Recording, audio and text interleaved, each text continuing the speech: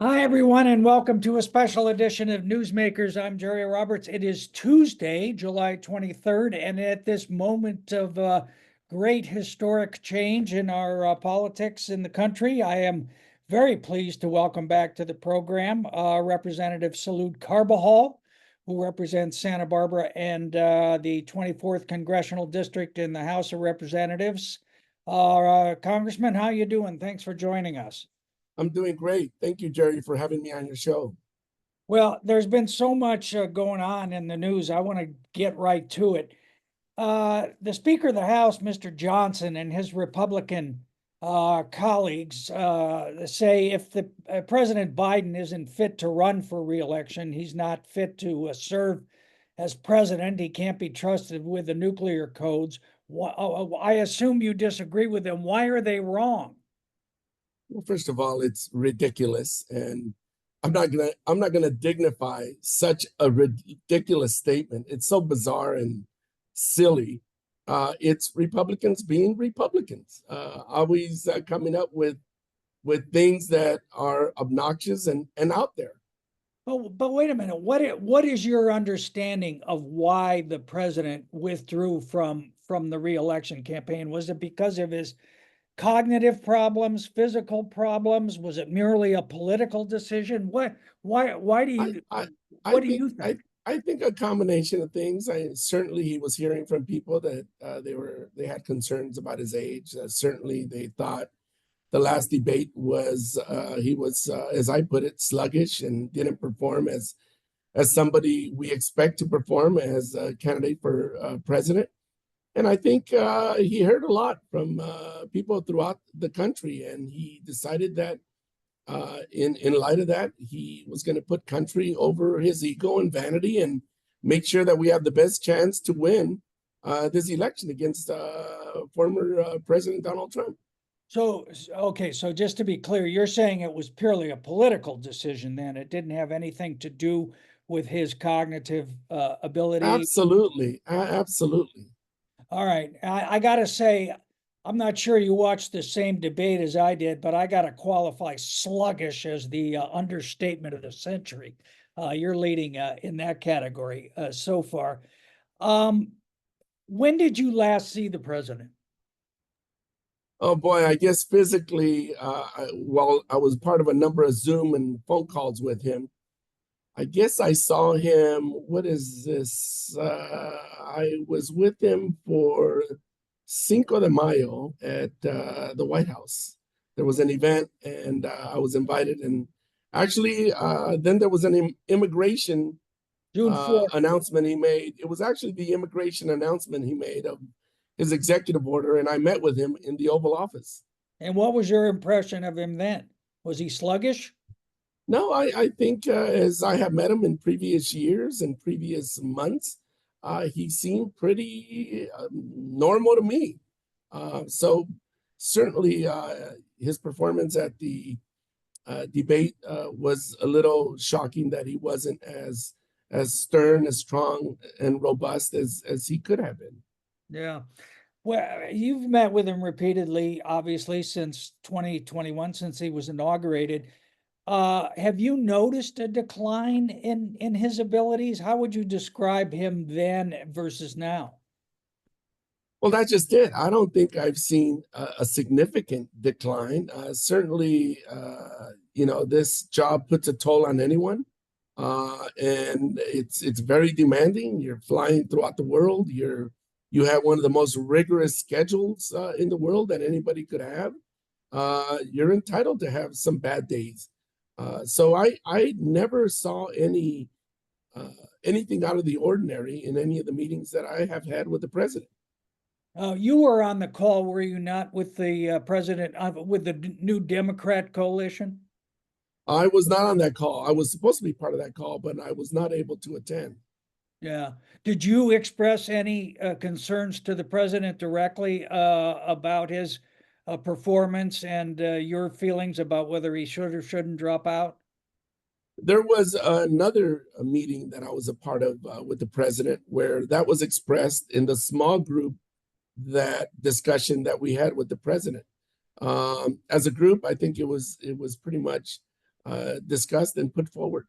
And what'd you say? Well, I think the sentiment of that we were hearing throughout the country, my own constituents on the Central Coast, I think was communicated. And I think it was done in the context of this is what we are hearing. Yeah, was that at the White House or was that by Zoom? That was by Zoom. Okay. So now you've got Vice President Harris apparently has cinched the nomination in about 24 hours, which is pretty good work, I gotta say. But she's gonna take the heat, or even more heat perhaps than the president would have, on the immigration issue. She's being characterized as the quote unquote border czar by Republicans. How much direct responsibility do you feel she has for the state of affairs at the border? Well, I think she and the president have put forth a number of legislative solutions to address the crisis at the border. And don't forget, our Republican colleagues went back on a bipartisan deal that was crafted to address the challenges at the border. And they decided under former President Trump's orders and direction, don't go forward with this bipartisan proposal because it'll make the Democrats look good. And I want to continue to trounce on this issue. So the Republicans have no credibility on this issue anymore. Certainly it's an issue they love to point to, but all you got to say is, why didn't you move forward with the bipartisan border proposal that was put forward? Why did you advocate against it? What transpired? All right, I want to go back to that June 4th White House meeting, but let me just ask you one more thing about Vice President Harris. In my experience, at least going back to her days as district attorney in San Francisco, as attorney general of Senate, there's been this repeated pattern of kind of mass exodus from people working for her. She's described as very, very difficult to work for. How concerned are you about mismanagement of the presidential campaign going forward by her?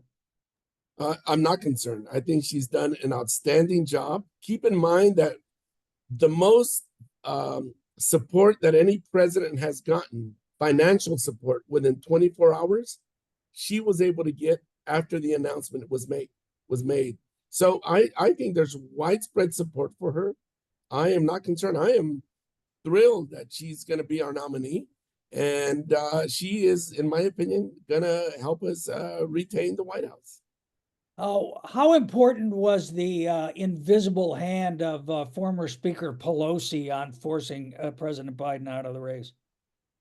Well, I think like she obviously has stature as Speaker Emeritus, but I think that, again, the president was hearing from many people. And I think we have a leader who is now in charge and really leading the Democrat caucus. And Nancy, by sheer stature of who she had been for many years, obviously has a strong voice in anything that she says. But at the end of the day, it's leader Hakeem Jeffries who really carries the most weight, along with Mr. Schumer in the Senate. All right. I want to go back to the immigration meeting or event in the White House that you referenced that took place on June 4th. And the occasion was the president signing an executive order that bars migrants crossing the southern border unlawfully from receiving asylum. That was not a unanimously supported policy on behalf of Latino legislators. Your colleague, Senator Padilla, said that President Biden has undermined American values and abandoned our nation's obligations to provide people fleeing persecution, violence, and authoritarianism with an opportunity to seek refuge. That's a pretty strong statement. Why is he wrong? Well, I respect Senator Padilla greatly, and he's a good friend. Certainly, we can all have differences and points of views, but at the end of the day, I think we saw that the president was maintaining the asylum process in place. What he was doing was putting guardrails on how people could access that asylum process. And between points of entry, or ports of entry, as they call it, those individuals who were not going through the regular ports of entry that exist were not going to be eligible to pursue their claims. That's basically what he did. Certainly, it limits asylum as we know it. But if you take a step back and you understand what's been transpiring, everybody throughout the world has learned how our asylum process is broken and how we don't have the resources, in great part because our Republican colleagues have not bothered to move forward bipartisan legislation to address the challenges at the border and bring more resources at the border. So what was happening is that people throughout the world were coming to the border, continue to come, obviously a lot less now, that has reduced greatly, from all over the world, not just Latin America and Mexico, but from Russia, the Middle East, everywhere. And they would claim credible fear. And because we don't have the resources, people would be admitted to the United States for up to 6 years before their claim could be adjudicated. And we all know that things are broken that way. And what the president was trying to do is really just create an orderly process by which the asylum process could continue, but we wouldn't have this rush of people trying to come to our country and utilize the asylum process to gain entry for years before their claim could be adjudicated. 80% of all of those that come to access the asylum process are turned away for the lack of a credible case. So it's important to keep that in mind. But isn't this precisely the policy that you and your Democratic colleagues bashed former President Trump for? Absolutely no. He's Well, not how is it different? How is it different? Explain how it's different. He's not separating families like former President Trump was. He is not incarcerating unaccompanied minors.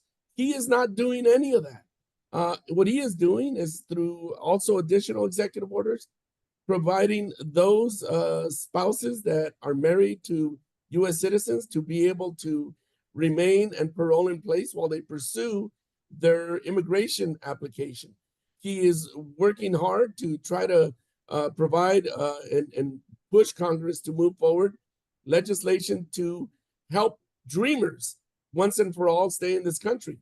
He has been supportive of the Farm Workforce Modernization Act and that moving forward to bring relief to agriculture workers and their family, farm workers, and to also create a more sustainable workforce for our agriculture industry. I think the president has done a great job. Certainly, there's a lot more work to be done, but let's put blame where blame needs to be. We've seen that there's challenges with our broken immigration system. We've seen that there's been a crisis at the border with an influx of people throughout the world. And he pushed Congress to come up with a bipartisan proposal. The Senate came up with a bipartisan proposal. Former President Trump played politics, gave direction to his troops in Congress, and said, by all means, don't move forward with this bill. Let's continue to hammer on the Democrats and blame them for this immigration challenge. Well, immigration is one of the issues, one of many issues, where the Project 2025, the Heritage Foundation alleged plan for President Trump to hit the ground running in a second term is going to attempt to subsume more executive power into the White House in terms of rounding people up, forcibly getting rid of 11 million people, something like that. What, assuming if the President Trump did win, and it looks like the Republicans are going to carry the Senate, what could the House do to stop him in that case, whether the Democrats are in the majority or not? Well, first of all, former President Trump was beat once. He's going to be beaten again. And let's talk about what Project 2025 does. It's an extreme agenda authored by Trump's inner circle. And their whole goal is to undermine uh, local, federal government, to provide them more executive power to go after women, to tax our health care, to investigate and prosecute women who have miscarriages. I mean, this is an extreme agenda that the president's inner circle has developed, and that at times he embraces it, and at times he pretends that he doesn't know what it is. But this Project 2025, an extremist agenda, is all President Trump. People should Google it. It tells you all about it. It also believes that workers throughout our country should not be paid overtime. It is an extremist proposal, not in keeping with American values. And I think the American people are going to see it for what it is. This is what's at stake. This is a threat to our democracy. This is a threat to the quality of life of Americans as we know it. And once people Google Project 2025, they'll clearly see what President Trump, former President Trump, and his inner circle are peddling as their vision for the future, which is a major contrast to the vision that Vice President Harris is going to put forth. And my question really is, given that that would be the agenda to try to increase executive power, given the Supreme Court's immunity decision, which said that, you know, the president can't be held liable for anything to do with his official actions, given the way the judiciary's been packed with justices like Eileen Cannon, you know, who threw out the Official Secrets Act case against Trump, given the fact that he's made clear he's not going to have any so-called grown-ups in the room this time around. He's going to have people who do what he wants, and that he says he's not going to have an independent judiciary. My question is, what are the Democrats going to do about it? We're going to stop him at the ballot box. And we think the American people are going to stop him at the ballot box. We do not want that type of dictator behavior and undemocratic behavior in the White House, because the future of our democracy is at stake. And I think the American people understand that. That's one of the reasons they didn't elect him last time. He was not reelected. And I believe that is going to be another reason why he's not going to be elected this time. He needs to be stopped at the ballot box. Of course, should anything different or a different outcome occur, which I am confident will not, we have the oversight, and our institutions are resilient nonetheless, despite the dysfunction that we've seen, despite the Supreme Court that's been packed. And that's why the outcome of this election is critical. And I encourage everybody to register to vote and to vote, because it's imperative that people understand and know what the consequences will be. But as a matter of governance, I mean, you've referenced yourself what the House did in terms of this immigration legislation when Trump told them to kill it. If they have the Senate, the House, the White House, where are the guardrails? Well, I think you have the guardrails as one of the divisions of government, the legislative body. We still control the budget. We still control a lot of oversight. Mike Johnson controls the budget. Well, keep in mind, it's a divided government, and collectively we control the budget. And the outcome of this election will also dictate what that control will look like. So there are a lot of procedures in place. There's a lot of institutional procedures that can be implemented, but it's certainly not going to be, wouldn't be completely a fait accompli that such policies will be able to progress without oversight by Democrats. All right. So you announced the other day that you were going to co-sponsor some legislation to take off the books the 1873 Comstock Act. What is the Comstock Act, and why does it matter? The Comstock Act is a 1973 law that provided 1873. What's 1873? Yeah. Excuse me. And what it did is it spelled out what lewd behavior, lewd conduct was in our country.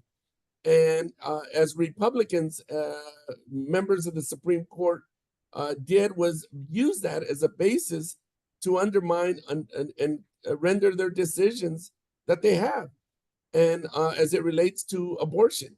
And so what needs to be done is that antiquated law needs to be written from our laws so that they can no longer use such a law that was antiquated to continue to undermine contraception and reproductive health care for women and other instances. We cannot take any chances after the Roe and the Dobbs decision. It's important that we do away with that law.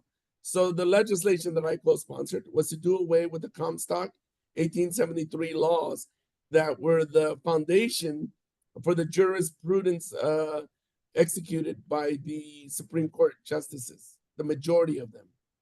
Well, we're what, 104 days or so before the election. What are the chances of that getting out of the House at this point?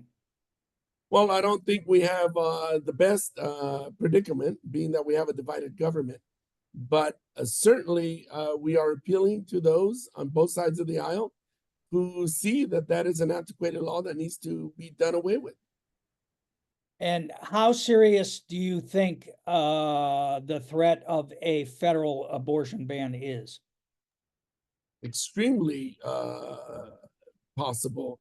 They've already started to undermine the protections, the federal protections that existed. And, you know, this Supreme Court could move in that direction in the future. So it's a very, very likely a fear that many Americans have that the Supreme Court could continue to erode women's rights. All right. I guess one of the issues that President Biden is going to try to tackle in his remaining months in office is reform for the Supreme Court. And as I understand it, to try to impose some term limits on justices, as well as a code of ethics, given Justice Thomas's a taste for expensive campers or something. I don't know what it is, but anyway, I mean, what wouldn't that have to go through a really difficult legislative and judicial process to get put in place? Is that just for show that he's going to introduce that?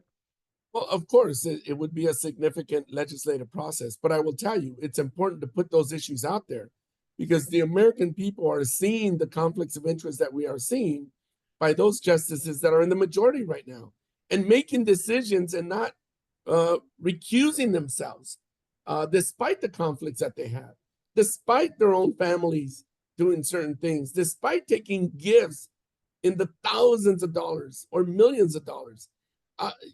The American people are not naive. They see that and know that it is a conflict of interest and that those issues are important.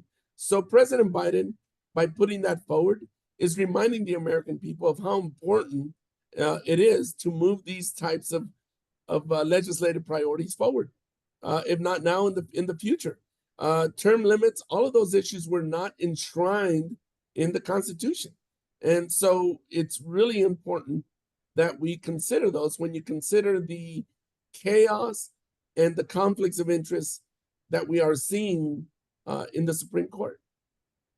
The late Justice Ginsburg was what, 92, 93 when she died. And there's a lot of people who are still kind of angry with her for not stepping down when there was a Democratic president, giving him an opportunity. And, you know, to some extent, you could argue, you know, that began the pathway to the 6-3 majority on the court now. Do you think Justice Sotomayor ought to step down now while President Biden still has the opportunity to appoint her successor and there's a Democratic Senate? Justice Sotomayor is just fine and she's doing an amazing job. What I'm really concerned about is the procedure that McConnell did last time in not allowing for the previous Democratic president to be able to move forward with the appointment of a justice that fell within the precedent of the Senate. And it was politics at its core. And that's what led to part of this imbalance in the United States Supreme Court. politics as usual prevailed, and the American people, I think, need to respond. All right, I haven't, let me just ask you real quick, first of all, are you going to attend Mr. Netanyahu's address to the Congress or not? I'm planning on it. I have always attended all foreign leaders that come to our House floor to speak. I even attended all the State of the Union speeches by the former president, who I disagreed with greatly. And I think it's important to be engaged and be present. Certainly, I disagree and do not support Mr. Netanyahu in many ways, and feel he's been a disservice to his country. He is despised by 70% are the latest polls in Israel, and they want him out. So by going does not in any way reflect my support for him personally. My support is for the state of Israel, and I'm just keeping within the tradition that I've established here, which is going and attending all dignitaries that come and speak to the United States Congress. Well, going to all those Trump State of the Unions, you figured out the rules and you got a good seat for Biden's, at least, as I recall from our previous conversation. You figured This out. similar conversation was also had when Trump got elected, and whether I should go or not go to the inauguration. Again, these issues have come up and will always come up. But again, I want to make it clear, by my attending within my tradition of attending these speeches by foreign dignitaries, does not necessarily in any way, shape, or form signify that I support Mr. Netanyahu or his policies. All right. Hey, I haven't checked your campaign finance reports lately, but I assume you have 87 gazillion dollars in the bank, as you always do. And I'm setting the over under at 60-40 for you to win again. Given that, will you pledge to debate your opponent, Mr. Cole, before the election? You know, I'm so focused on all the work going on here in Congress. I am not even as focused on my campaign. I'm focusing on everything that needs to be done. As you and the American people have seen in the Central Coast, there's a lot going on in Washington. And there's a lot of issues and legislation that I am trying to move forward and standing up to. There are appropriation bills that continue to be put on the floor that come after women's rights, that try to take away the civil rights of LGBTQ individuals, that are just non-starters when they come to the floor. So I've been focusing and will continue to focus on the important work that the residents of the Central Coast sent me here to Washington to do. Really, and that's been my focus right now. So that's a big no. You won't debate Mr. Cole? That's stay tuned. That's a discussion and a consideration for the future. Right now, I'm just focused on my work here in Congress. All right, last question. You talked about democracy being on the ballot and so on and so forth. But, let's be blunt. I mean, most people aren't sitting around at the kitchen table saying, gee, I'm worried about the future of democracy. They're worried about the price of eggs. They're worried about the price of gas and the lingering inflation to the extent that we still have it. What do you hear? What's the number one issue that you're hearing about as you go around the district presenting all these giant checks for $1 million to everybody and his brother that you're hearing from voters? No doubt, I'm hearing that, while inflation has come down significantly, people are concerned that prices have grown and inflated when it comes to food, gas, and other essentials, rent. Those are very big concerns that everyone has. And so that still continues to be, I think, number one. Secondly, reproductive rights and women's health care is another issue that I'm hearing a lot about. Women concerned about their rights being taken away when it comes to access to abortion, contraception, and reproductive health care. And thirdly, people are concerned that if there's a change in the White House, that all the investments that are being made for our infrastructure, to address climate change, Safer Communities Act to protect communities from gun violence, that there would be a digression in that. Those are the big issues that I am hearing that are important to people. Veterans concerned that the PACT Act that was passed to provide more benefits to veterans that have are exposed to toxic environments in their service, going back all the way back to Vietnam, are concerned that all those policies and programs will be rolled back. Those are the concerns that I'm hearing. So given all that, how do you sell democracy is at stake as an issue to people? Well, like I said earlier, if you look at Project 2025, that should scare every American. It is an extremist agenda that former President Trump and his inner circle have put together as a blueprint and a vision for America. I urge everybody who listens to this show, please Google Project 2025 to learn what's in it. It is alarming. And democracy is at stake. Democracy is on the ballot.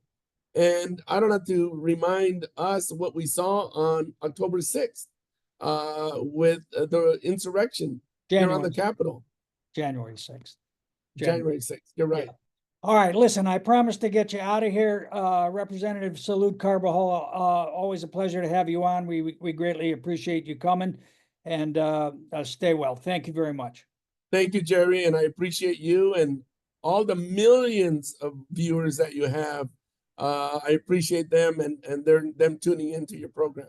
Well, you know, when you're on, my audience spikes by 2 or 3 because your wife and kids always watch. So there's a. You have a good one, Jerry. Thank you. I'll talk to you. Bye. Bye-bye.